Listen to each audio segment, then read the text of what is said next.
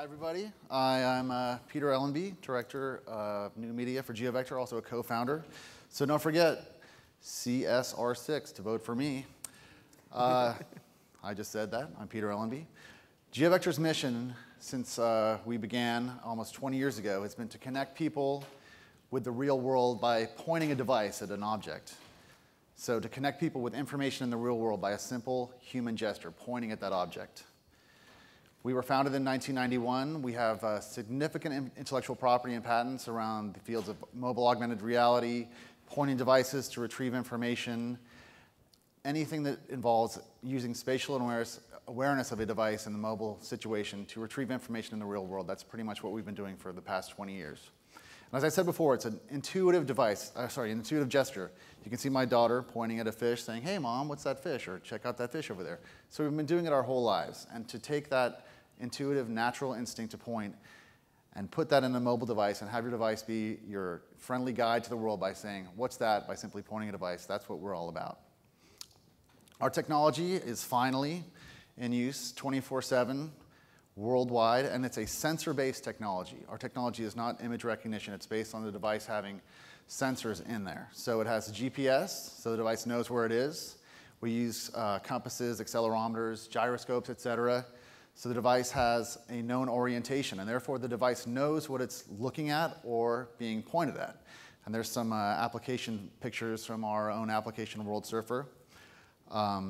As I said, it's in use in every continent in the world, 24 hours a day, 7 days a week. And people use it to find stores, they use it to find tourist points of interest, they use it to navigate to places, they use it to find bathrooms, coffee shops, whatever, you name it.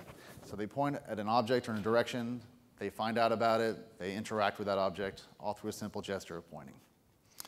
Now, the importance of being sensitive. Now, don't worry, this isn't a new age, get in touch with your feelings symposium.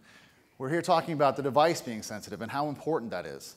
I was actually at a conference a couple months ago where a gentleman from a very large search engine was talking about their local search app, and they use a visual search technique where they'll take a photograph, and they then take this photograph and send it off through the network to the cloud. It's analyzed, and the results are returned back to you. It's great for books, art, album covers and stuff, but he also mentioned that it was very good for searching for monuments and things in the real world. So a tourist could take a photo of the Eiffel Tower, for instance, and get lots of information about that. And I said, you know what, I'm not really so sure about that. So I took it upon myself to go out and do some testing here in San Francisco, and I concentrated on two of our most famous objects. We have the AT&T Park and the Bay Bridge.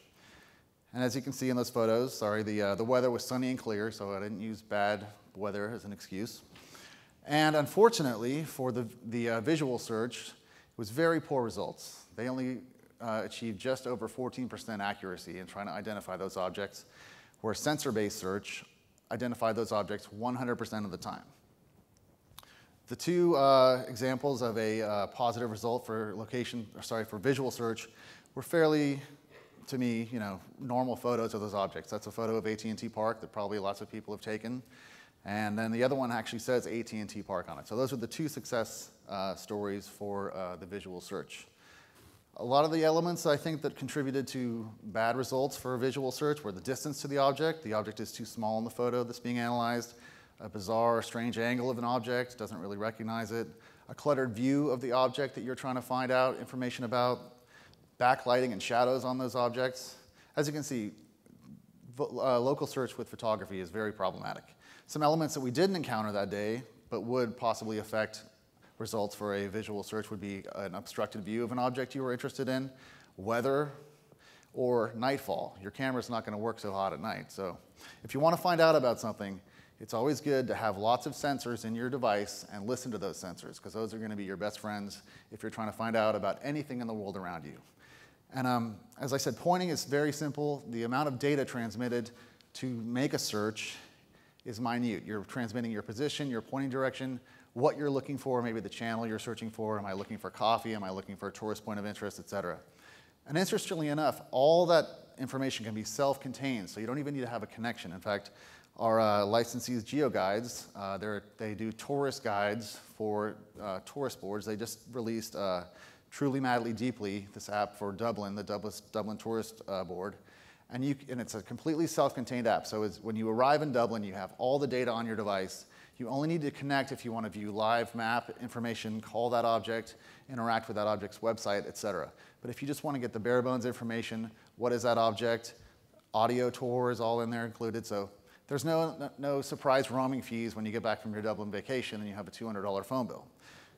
Connection is great for that deep, rich experience, but the one thing is that we don't want to have to connect all the time. So with pointing, you can have a self-contained, lovely little experience and not come back and feel like you've been taken advantage of. Of course, in the future, there's going to be a very happy marriage and therefore a happy customer when it comes to mobile augmented reality and search. The initial search will be done with a sensor-based search. So you're going to figure out what it is you're looking at with the sensors in your device. And then all these beautiful image recognition techniques that are being developed by other companies are going to come in, and that's going to involve the alignment and enhancement of images for the user. So the user is going to wind up with a wonderful experience, fast recognition, and then amazing graphics. So that's basically it. We're GeoVector. Please remember to vote for us. Text CSR6 to 22333. Thank you.